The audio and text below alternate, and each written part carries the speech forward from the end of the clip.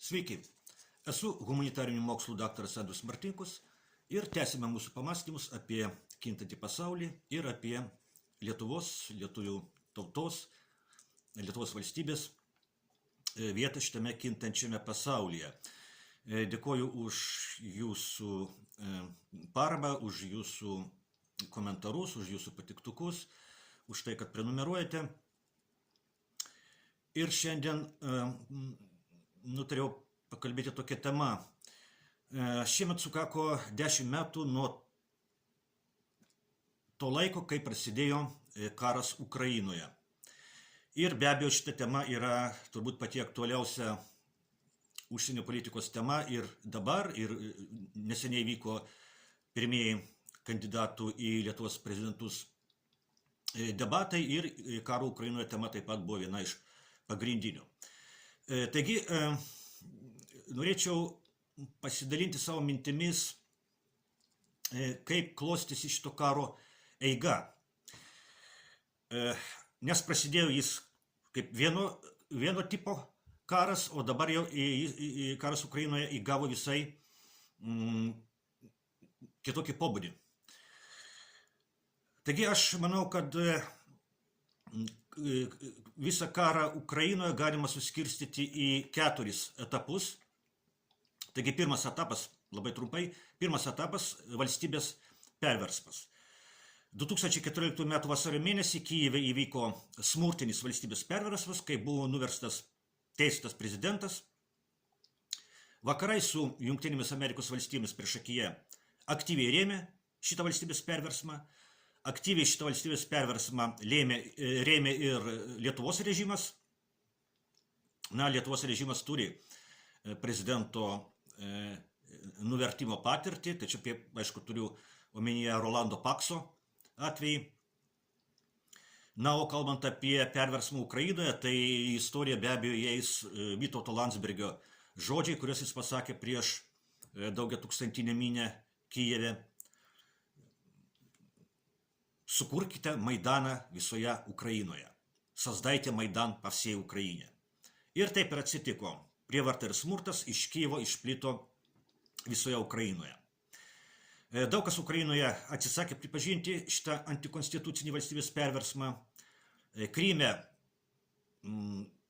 buvo surengtas referendumas, kuriame absoliuti dauguma gyventojų pasisakė už prisijungimą prie Rusijos ir Rusija, remdamasi šiuo referendumu, aneksavo Krymą.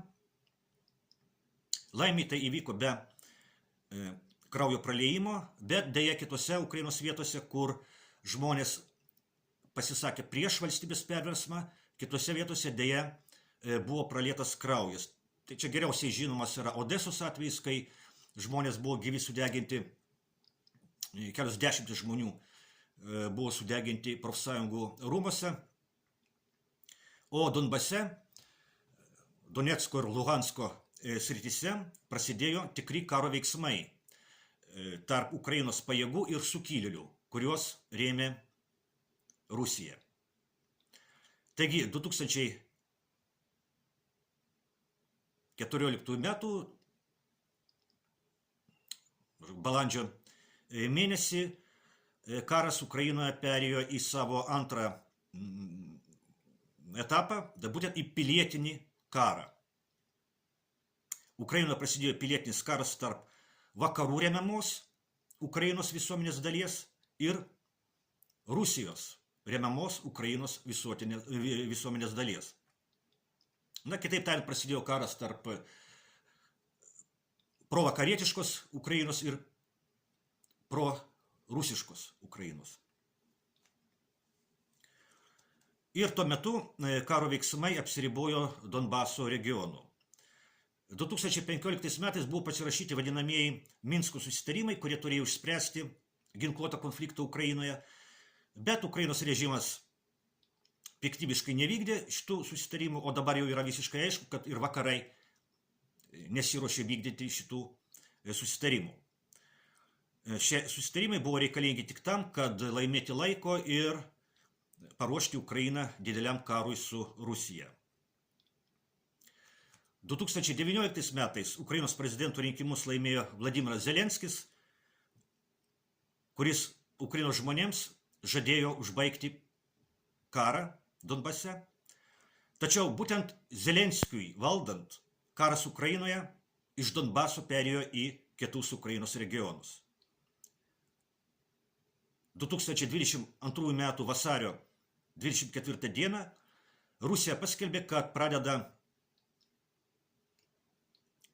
specialią karinę operaciją ir didelėmis pajėgomis įsiveržė į Ukrainą.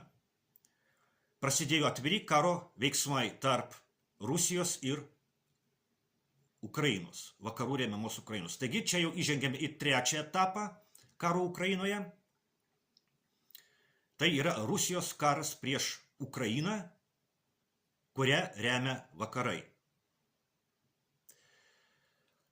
Bet dabar šiuo metu jau yra visiškai akivaizdu, kad vyksta kitokio pobūdžio karas. Dabar visiškai akivaizdu, kad Ukrainoje vyksta karas net tarp Rusijos ir Ukrainos. Dabar jau visiškai akivaizdu, kad Ukrainoje vyksta karas tarp vakarų ir Rusijos. Ir čia iškyla labai svarbus klausimas, o kada įvyko šitas perėjimas? Kada Rusijos karas prieš Ukrainą virto vakarų karu prieš Rusiją Ukrainoje?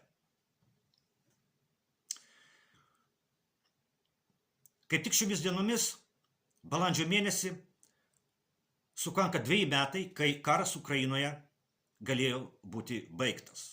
Taip, karas Ukrainoje galėjo būti baigtas praėjus 2 mėnesiams nuo karo veiksmų pradžios. 2022 metų balandžio mėnesį Stambule, Turkijoje, vyko derybos tarp Rusijos ir Ukrainos ir Rusija ir Ukraina buvo labai arti susitarimo dėl taikos pasiekimo. Dabar jau yra visiškai aiškios šio susitarimo detalės. Jas paviešino ir Rusijos prezidentas Putinas, ir didžioji vakarų žiniasklaida.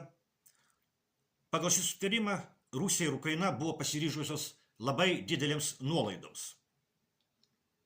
Taigi Ukraina turėjo atsisakyti siekio įstoti į NATO ir turėjo pasiskelbti neutralią valstybę.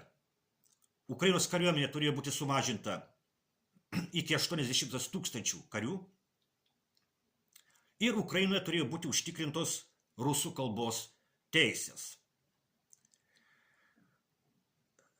Na, kaip žinia, Putinas pradėjo karą prieš Ukrainos režimą, skeldamas, kad tikslus, kad Ukraina turi būti denacifikuota ir demilitarizuota. Na tai va, šitas Ukrainos kariuomenės sumažinimas iki 80 000 būtų pavadintas Ukrainos demilitarizacija, o rusų kalbos teisų užtikrinimas būtų pavadintas denacifikacija. Na, tokia, aišku, tai ne visiškai tai, ko turbūt norėjo Putinas pradėdamas karą prieš Ukrainą, bet na, tai būtų paskelbta, kad vat, tikslai yra pasiekti. Toliau, pagal šitą susitarimą Donbaso likimas turėjo būti nuspręstas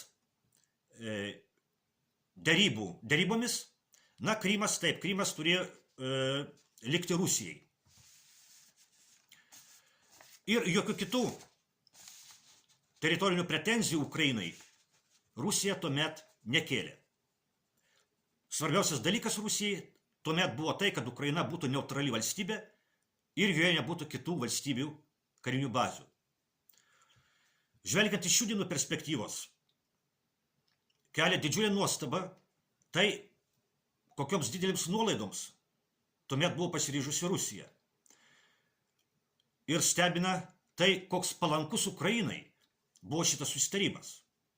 Ir kila klausimas, o kodėl Putinas tada buvo pasiruošęs tokioms didelėms nuolaidoms?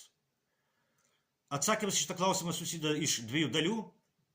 Pirma, svarbiausias dalykas Rusijai buvo ne Ukrainos žemių grobimas, ne Ukrainos teritorijų užgrobimas, kaip melagingai teigia Lietuvos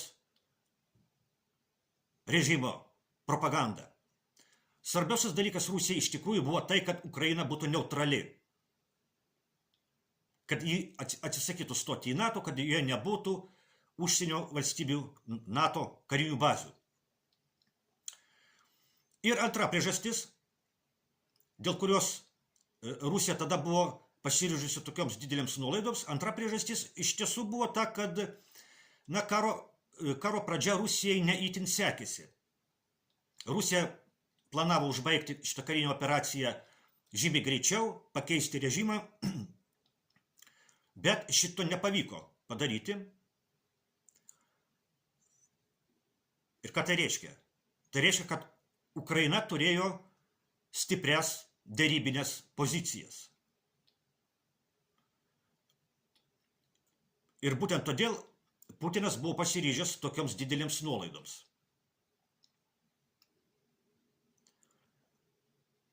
Taigi taika galėjo būti pasiekta jau tada. Nebūtų 100 000 žuvusių, Rusija nebūtų prijungusi Donecko, Lugansko, Zaporožės ir Chersono sričių, nebūtų milijonų karo pabėgėlių, nebūtų milžiniškų Ukrainos infrastruktūros sugriovimo. Karas galėjo būti baigtas jau prieš 2 metus. Bet jau beveik pasiektas susitarimas nebuvo sudarytas. Kodėl? Todėl, kad Jungtinės Amerikos valstijos ir Didžioji Britanija pasakė ne. Globalistų karo partijai taika tarp Ukrainos ir Rusijos buvo nenaudinga. Vienas klausytojas klausė komentaruose, kas yra tie globalistai, kokie jų yra tikslai. Atsakysiu labai paprastai. Globalistai yra labai turtingi žmonės, kurie siekia tvarkyti pasaulio reikalus, panaudojant nacionalinės valstybės ir jų vyriausybės kaip savo įrankius. Todėl, kai sakome, kad Lietuvos režimas tarnauja ne lietuvių tautai, ne Lietuvos nacionaliniams interesams, o globalistų interesams, tai ir turime omenyje, kad Lietuvos režimas yra marionetė globalistų rankose. Ir beje, pagrindinis globalistų viešpatavimo pasaulyje įrankis yra pačios Jungtinės Amerikos valstijos. Todėl tokia arši kova vyksta pačiose Jungtinėse Amerikos valstijose. Demokratų partija ir Joe Bideno administracija tai yra vienareikšmiškai globalistų kontroliuojama partija. Respublikonų partijoje globalistų įtaka yra kiek mažesnė, bet irgi yra didelė.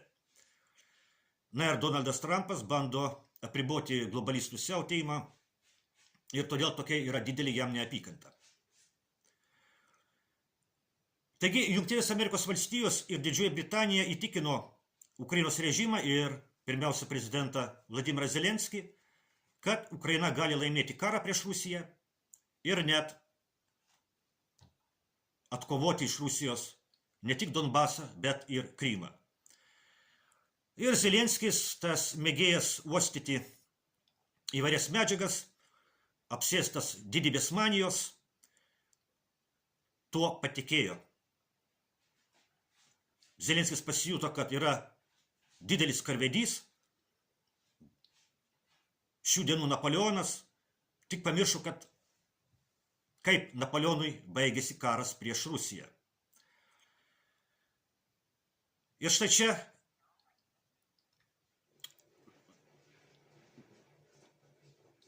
pasakysiu patį svarbiausią dalyką, kurį norėjau šiandien pasakyti. Būtent nuo žlugusių Stambulo derybų prasideda 4. karo Ukrainoje etapas, prasideda jau vakarų karas prieš Rusiją Ukrainos teritorijoje. Nes Rusija ir Ukraina buvo jau susitarusios dėl taikos, bet įsikišo vakarai, pirmiausia anglosaksai, ir pasakė, kad ne, taikos nebus. Kariaukite toliau.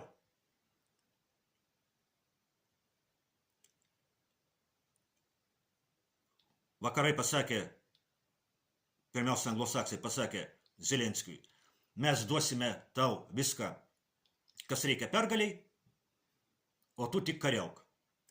Ir nuo to laiko, būtent nuo 2022 metų balandžio mėnesį, galima drąsiai sakyti, kad karas Ukrainoje iš Rusijos karo prieš Ukrainą virto vakarų karų prieš Rusiją, ukrainiečių karių rankomis. Ir todėl tas karas Ukrainoje tęsiasi iki šiol ir nežinia kada jis baigsis. Kaip žinome, šiomis dienomis Amerikos kongresas skiria dar 61 milijardą dolerių karui Ukrainai finansuoti. Tai reiškia, kad dar daugiau pinigų gaus Jungtinių Amerikos valstijų karo pramonė, ginklų gamintojai. Na ir tai reiškia, aišku, kad žus dar daugiau ukrainiečių. Ir kaip jau sakiau, karo Ukrainoje tema buvo viena pagrindinių kandidatų į Lietuvos prezidentus derybų tema. Kaip ten atrodė tie kandidatai? Na, 4 kandidatai atrodė visiškai tragiškai, jeigu kalbėti apie lietuvių tautos nacionalinius interesus. Tai būtent Nausėda, Šimonytė, Žalimas ir Jeglinskas, atvirai demonstravo savo visišką vergišką paklusnumą savo šeimininkams, globaliai karo partijai. Kiti 3 kandidatai, Mazuronis, Žemaitaitis ir Vėgėlė, bandė atrodyti šiek tiek padoriau, ten bandė įvairiai laviruoti, ten sakyti, kad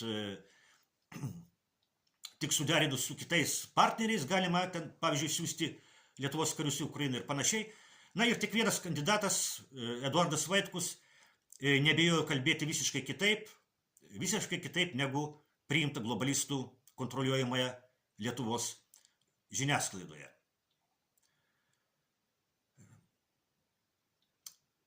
Nes vienintelis Eduardas Vaitkus atvirai priešinosi tam, kad karas Ukrainoje gali būti, jis gali pereiti ir į 5. etapą. Tai 5. etapas būtų tuomet, kai kai kurios vakarų šalis, kai kurios vakarų ir NATO narės jau pasiųstų savo karius į Ukrainą. Tai jau būtų 5. karo Ukrainoje etapas. O jau tas 5. karo Ukrainoje etapas visai nesunkiai galėtų pereiti jau nebe į 6. karo Ukrainoje etapą, o tiesiog į tiesioginį NATO ir Rusijos karą. O tai jau reikštų grėsmę, jeigu ir ne visai žmonijai, tai bent jau vakarų civilizacijai Rusijai tai tikrai. Taigi, kągi šiandien tiek ir, vėlgi paraginu pasinaudoti galimybę prabalsuoti už taikos prezidentą. Ir šiandien tiek.